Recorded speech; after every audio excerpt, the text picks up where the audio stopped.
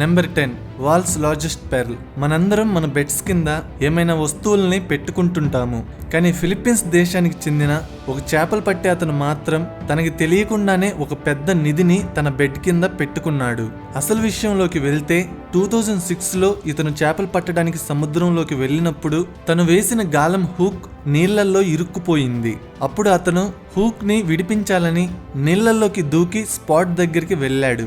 అక్కడ హూక్ ఏదో తెల్లని ఆకారం ఉన్న రాయికి ఇరుక్కుపోయింది.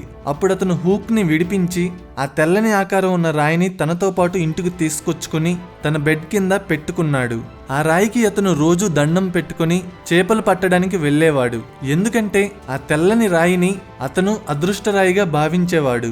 దానికి దండం పెట్టుకుని వెళ్ళినప్పుడల్లా అతనికి ఎక్కువ చేపలు దొరికేవి. ఇలా 10 సంవత్సరాలు కొనసాగింది. 2016లో అతను ఇల్లు మారాల్సి వచ్చింది. ఈ రాయి బాగా పెద్దగా ఉండడం వల్ల తనతో పాటు దాన్ని తీసుకు వెళ్ళలేక దాన్ని తన అత్తగారికి ఇచ్చాడు. ఆమె ఈ రాయిని చూడగానే ఆశ్చర్యపోయింది. ఇది నీకు ఎక్కడ దొరికింది? ఇది ఒక పెర్ల్, దీని వాల్యూ కోట్లల్లో ఉంటుంది అని చెప్పింది. అప్పుడు ఆ చేపలు పట్టే అతను దాన్ని టూరిజం ఆఫీసర్స్ కి ఇచ్చి మ్యూజియంలో పెట్టమని చెప్పాడు. ఇప్పుడు ఆ జెమ్ ఫిలిప్పీన్స్ లో టూరిస్ట్ అట్రాక్షన్ గా నిలుస్తుంది. దాని బరువు 34 కేజీలు, సుమారు 720 కోట్ల రూపాయల విలువ ఉంటుంది. ఇప్పుడు అది ఆ చేపలు పట్టే అతని ప్రాపర్టీ. పెరల్స్ అనేవి జ్యువెలరీలో ఎక్కువగా యూస్ చేస్తారు. అవి కాంక్రీట్ కన్నా స్ట్రాంగ్ గా ఉంటాయి అండ్ లైట్ వెయిట్ కూడా. ఇంకా ఇలాంటి ఇంట్రెస్టింగ్ స్టోరీస్ చాలా ఉన్నాయి. అవేంటో తెలుసుకోవాలంటే లెట్స్ బిగిన్ అవర్ ఎపిసోడ్.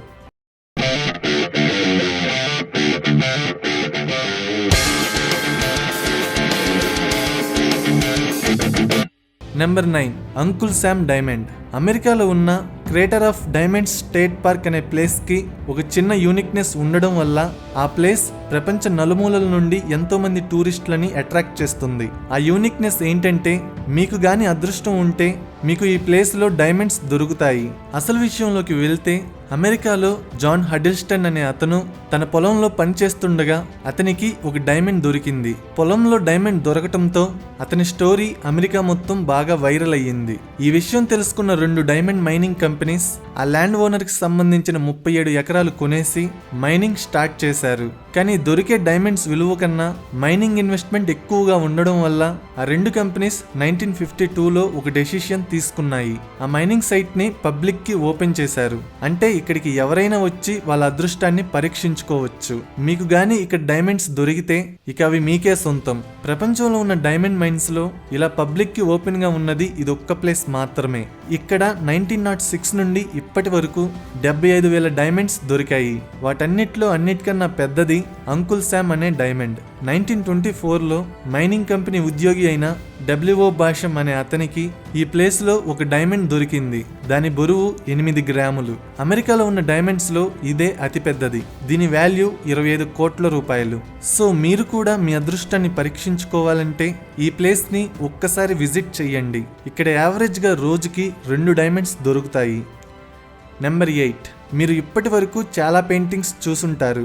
వాటిలో కొన్ని పెయింటింగ్స్ కి కోట్ల రూపాయల విలువ ఉంటుంది. ఫ్రాన్స్ లో ఒక కుటుంబం వాళ్ళ ఇంట్లో రినోవేషన్ వర్క్ చేస్తుండగా పాత వస్తువుల మధ్యలో వాళ్ళకి ఒక ఓల్డ్ పెయింటింగ్ కనిపించింది. దాన్ని వాళ్ళు మ్యూజియం దగ్గరికి తీసుకుని వెళ్ళి 1000 కోట్ల రూపాయలకి అమ్ముకున్నారు. ఇలానే ఇంకొక ఇన్సిడెంట్ జరిగింది. అమెరికాలోని ఒకరి ఇంట్లో ఒక పెయింటింగ్ ని వాళ్ళ ఇంటి గోడకి పడిన హోల్ ని కవర్ చేయడానికి పెట్టుకున్నారు. తర్వాత ఇంటర్నెట్ లో అదొక రేర్ పెయింటింగ్ అని వాళ్ళు తెలుసుకున్నారు. అప్పుడు ఆ పెయింటింగ్ ని 10 కోట్ల రూపాయలకి అమ్ముకున్నారు. సో ఎప్పుడైనా మీకు ఓల్డ్ పెయింటింగ్స్ కనిపిస్తే వాటిని లైట్ తీసుకోవద్దు. ఎందుకంటే అవి మీ లైఫ్ నే చేంజ్ చేయొచ్చు. Number 7 Chinese bowl. మీ దగ్గర సెకండ్ హ్యాండ్ వస్తువులు ఉంటే వాటిని కొంచెం జాగ్రత్తగా గమనించండి. చివరికి అవే నిధులు అవ్వచ్చు. ఎందుకంటే ఒక న్యూయార్క్ ఫ్యామిలీలో అలానే జరిగింది. అసలు విషయంలోకి వెళ్తే న్యూయార్క్ లోని ఒక కపుల్ 2007లో సెకండ్ హ్యాండ్ వస్తువులు అమ్మే బజార్లో $3 పెట్టి ఒక బౌల్ ని కొన్నారు. కానీ దాన్ని యూజ్ చేయకుండా కొన్ని సంవత్సరాలు అలానే వాళ్ళ ఇంట్లో పెట్టుకున్నారు. ఒకరోజు ఇంటర్నెట్ లో ఏదో ఆర్టికల్ చదువుతుంటే అందులో ఈ బౌల్ గురించి రాసి ఉంది. అప్పుడు వాళ్ళ కుటుంబానికి అర్థమయ్యింది ఏంటంటే వాళ్ళ ఇంట్లో ఉన్న బౌల్ 1000 సంవత్సరాల కాలం నాటి చైనాకి చెందిన వస్తువని. వెంటనే వాళ్ళు మ్యూజియం వాళ్ళ దగ్గరికి వెళ్ళి తమ దగ్గర ఉన్న చైనీస్ బౌల్ ని చూపించి ఈ వస్తువుని ఎంతకి కొంటారని అడిగారు. అప్పుడు మ్యూజియం వాళ్ళు చెప్పిన ప్రైస్ చూసి ఆ కుటుంబానికి మతిపోయింది. $2 మిలియన్ కి కొంటామని మ్యూజియం వాళ్ళు చెప్పారు. అంటే సుమారు 16 కోట్ల రూపాయలు. సో ఆ చిన్న చైనీస్ బౌల్ వీళ్ళని ఓవర్ నైట్ లో మిలీనియర్స్ ని చేసింది. ఇలాంటి బౌల్ ఇంకొక్కటి మాత్రమే ఉంది. అది బ్రిటిష్ మ్యూజియం లో 60 సంవత్సరాల నుంచి డిస్ప్లేలో పెట్టి ఉంది. సో మీ దగ్గర కూడా ఇలాంటి పాత వస్తువులు ఏమైనా ఉంటే ఇంటర్నెట్ లో ఒకసారి చెక్ చేసుకోండి.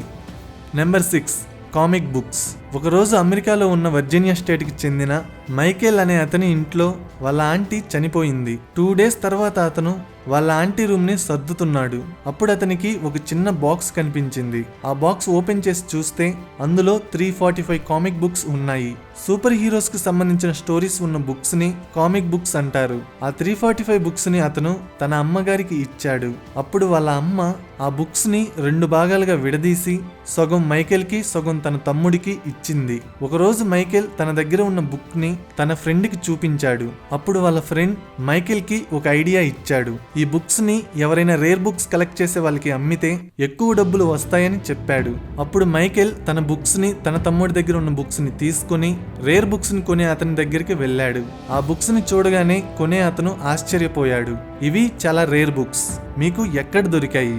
నేను ఈ బుక్స్ ని కొంటాను అని అన్నాడు. టోటల్ గా $3.5 మిలియన్ కి ఆ 345 బుక్స్ ని కొన్నాడు. అంటే సుమారు 25 కోట్ల రూపాయలు. ఆ బుక్స్ లో ఒక్క బ్యాట్మెన్ కామిక్ బుక్కే $5 lakh కి అమ్ముడుపోయింది. ఆ బుక్స్ వాళ్ళ ఆంటీ రూమ్ లోకి ఎలా వచ్చాయో తర్వాత తెలిసింది. మైకేల్ వాళ్ళ అంకుల్ అతని చిన్న వయసులో ఉన్నప్పుడు ఈ బుక్స్ ని కలెక్ట్ చేసి ఒక బాక్స్ లో పెట్టాడని తెలిసింది. Number 5, terracotta army. చైనాలోని ఒక గ్రామంలో ఒకరోజు నీళ్ల కోసం ఒక రైతు తన పొలంలో బావిని తవ్విస్తున్నాడు. ఇంతలో బావిని తవ్వే వాళ్ళకి మట్టి లోపల ఒక శిల్పం కనిపించింది. అది ఏంటి అని తెలుసుకోవడానికి వాళ్ళు నేలని ఇంకా తవ్వారు. అప్పుడు వాళ్ళకి ఇంకా ఎక్కువ శిల్పాలు బయటపడడం కనిపించాయి. వెంటనే వాళ్ళు పురావస్తు శాఖ వాళ్ళని పిలిపించారు. ఆ ప్లేస్ ని మొత్తం తవ్వి చూడగా ఎన్నో స్టాచ్యూస్ బయటపడ్డాయి. మొత్తం 8,000 సైనికుల శిల్పాలు, 500 గుర్రాల శిల్పాలు బయటపడ్డాయి. ఇక్కడ స్పెషాలిటీ ఏంటంటే అన్ని శిల్పాలు ఒకేలా చెక్కబడలేదు. ఒక్కొక్క విగ్రహం ఒక్కోలా ఉంటుంది. సైనికుల మొహాలను బట్టే శిల్పాలను చెక్కారని చెప్తారు. అలాగే గుర్రాల శిల్పాలు కూడా అన్ని ఒకేలా ఉండవు. ఈ విగ్రహాలన్నీ 2300 సంవత్సరాల నాటివని పరిశోధనలో తేలింది. చైనా ఫస్ట్ ఎంపరర్ తన టెర్రకోటా ఆర్మీని ఇలా శిల్పాలుగా చెక్కించి మట్టిలో పూడ్చిపెట్టాడని చెప్తారు. మొత్తం 70,000 కళాకారులు ఈ శిల్పాలను చెక్కారని చెప్తారు. ఇప్పుడు ఈ ఏరియా వరల్డ్ హెరిటేజ్ సైట్. ఇంకా చాలా ఏరియాని తవ్వలేదు, ఎందుకంటే లోపల ఉన్న శిల్పాలకి డ్యామేజ్ కలుగుతుందని. అసలు ఆ రాజు ఇలా శిల్పాలను చెక్కించడానికి గల కారణమేంటో ఎవ్వరికీ తెలియదు. ఆ ఎంపరర్ సమాధి కూడా ఈ ఏరియాలోనే ఉంది. చనిపోయినప్పుడు కూడా రాజును చుట్టూ ఉండి కాపాడాలని ఇలా సైనికుల శిల్పాలని రాజు చెక్కించాడని చెప్తారు. Number 4, Hanuman Dhoka palace treasure. 2011లో నేపాల్ క్యాపిటల్ అయిన కాఠ్మండూలో రాజుల ప్యాలెస్ అయిన హనుమాన్ దోకాలో వర్కర్స్ రినోవేషన్ పని చేస్తున్నారు. ఇంతలో వాళ్ళకి 3 బాక్సులు కనిపించాయి. అవి తెరిచి చూస్తే అందులో బంగారం, వెండి ఉంది. అసలు విషయంలోకి వెళ్తే ఈ ప్యాలెస్ 16వ శతాబ్దం నాటిది. ఆ కాలంలో నేపాల్ రాజులు 5 ఎకరాల విస్తీర్ణంలో ఈ ప్యాలెస్ ని కట్టించారు. అప్పట్లో బ్యాంక్స్ ఉండేవి కాదు కాబట్టి నేపాల్ రాజ్యానికి సంబంధించిన సంపదను ఇక్కడ దాచిపెట్టేవాళ్ళు. అలా దాచిపెట్టిన సంపదను ఆ తర్వాత వచ్చిన రాజులు ఎవ్వరూ టచ్ చేయలేదు. 2008లో ఆ ప్యాలెస్ లో ఉండే ఏరియాలో కింగ్డమ్ సిస్టమ్ తీసేసి గవర్నమెంటే రూల్ చేయడం మొదలుపెట్టింది. అప్పుడు ఆ ప్యాలెస్ ని మ్యూజియం గా మార్చారు. 2011లో ప్యాలెస్ ని రినోవేట్ చేస్తుండగా 1000 కేజీల బంగారం, ఎన్నో బంగారు, వెండి నాణేలు దొరికాయి. 3 బాక్సుల్లో ఒక బాక్స్ ఖాళీగా ఉంది. 2వ బాక్సులో 200 కేజీల వెండి ఉంది. 3వ బాక్సులో 1000 కేజీల బంగారం ఉంది. ఇంకా ఈ ప్యాలెస్ ని ఫుల్ గా వెతకలేదు. అలా వెతికితే ఇంకెన్ని నిధులు బయటపడతాయో. Number 3, పనాగిరిస్తే treasure. 1949లో యూరోప్లో ఉన్న బల్జేరియా అనే దేశంలో 3 అన్నదమ్ములు ఉన్నారు. ఒకరోజు వాళ్ళు ఇటుకరాళ్ళు తయారు చేయడానికి అవసరమైన మట్టి కోసం ఒక ప్లేస్ దగ్గరికి వెళ్లారు. అక్కడ మట్టిని తవ్వుతుండగా వాళ్ళకి బంగారంతో తయారు చేయబడిన వస్తువులు దొరికాయి. వాటిని బాగా పరిశీలించి చూడగా అవి 24 క్యారెట్ గోల్డ్ తో తయారు చేయబడినవని తెలిసింది. వాటి బరువు 6000 కేజీలు. 2500 సంవత్సరాల క్రితం ఆ దేశంలో ఉన్న రాజు వీటిని తయారు చేయించాడని చెప్తారు. నిధి వాళ్ళ ముగ్గురికి దొరికినా కూడా చివరికి ఆ 6000 కేజీల బంగార నిధిని ఆ దేశపు ప్రభుత్వం స్వాధీనం చేసుకుని మ్యూజియంలో పెట్టింది. నెంబర్ 2, హోక్సెన్ హోర్న్. 1992లో ఇంగ్లాండ్లోని ఒక ఊరిలో రైతు తన పొలంలో పని చేసుకుంటున్నాడు. ఆ రోజు అతను తన సుత్తిని పొలంలోనే విడిచి ఇంటికి వెళ్ళాడు. తర్వాత రోజు వచ్చి చూస్తే పొలంలో తను పెట్టిన సుత్తి కనిపించలేదు. అందుకని ఒక మెటల్ డిటెక్టర్ ని పిలిపించి అతనితో పొలంలో తను పోగొట్టుకున్న సుత్తిని వెతికించాడు. అప్పుడే వాళ్ళకి సుత్తి బదులు గోల్డ్ కాయిన్స్ కనబడడం మొదలు పెట్టాయి. వాళ్ళు కొంచెం నిజాయితీ పరులు. అందుకే దొరికిన గోల్డ్ కాయిన్స్ ని తీసుకోకుండా వెంటనే ఈ విషయాన్ని లోకల్ గవర్నమెంట్ కి చెప్పారు. అప్పుడు ఆఫీసర్స్ వచ్చి మొత్తం నేలను తవ్వించి దొరికిన గోల్డ్ కాయిన్స్ అన్నిటినీ తీసుకువెళ్లి లండన్ లో ఉన్న మ్యూజియంలో పెట్టారు. వాటి వాల్యూని పరిశీలించగా 25 కోట్ల రూపాయలని తేలింది. నెంబర్ 1 కింగ్ కోటి ప్యాలెస్. హైదరాబాద్ స్టేట్ ఇండియాలో కలవక ముందు దాన్ని ఉస్మాన్ అలీ ఖాన్ అనే నవాబ్ పరిపాలించేవారు. ఇతనికి 13 ఏళ్ల వయసు ఉన్నప్పుడు వాళ్ళ నాన్నగారు కింగ్ కోటి ప్యాలెస్ ని కొన్నారు. అప్పటి నుంచి వాళ్ళ ఫ్యామిలీ ఆ ప్యాలెస్ లోనే ఉంటుంది. 1911లో వాళ్ళ నాన్నగారు చనిపోయినప్పుడు ఉస్మాన్ అలీ ఖాన్ హైదరాబాద్ కి నవాబ్ అయ్యారు. ఇతను చాలా పెద్ద ధనవంతుడు. ఎంత అంటే 1965 ఇండో చైనా వార్లో మిలిటరీకి 5,000 కేజీల గోల్డ్ ని డొనేట్ చేశారు. 1937లో టైమ్స్ మ్యాగజైన్ ఉస్మాన్ అలీ ఖాన్ కి ప్రపంచంలోనే అతిపెద్ద ధనవంతుడిగా టైటిల్ ఇచ్చింది. సో ఇతని కుటుంబం వాళ్ళ సంపదని ఈ ప్యాలెస్ కింద దాచిపెట్టారని చెప్తారు. ఈ నిధిని ఇంకా ఎవరూ కనిపెట్టలేదు. ఒకవేళ పద్మనాభ స్వామి గుడిలో నిధి బయటపడినట్టు ఇది కూడా ఏదో ఒక రోజు బయటపడచ్చు. అనంత పద్మనాభ స్వామి గుడి. ఈ గుడిలో దొరికిన నిధుల గురించి మీకు స్పెషల్ గా చెప్పనక్కర్లేదనుకుంటా.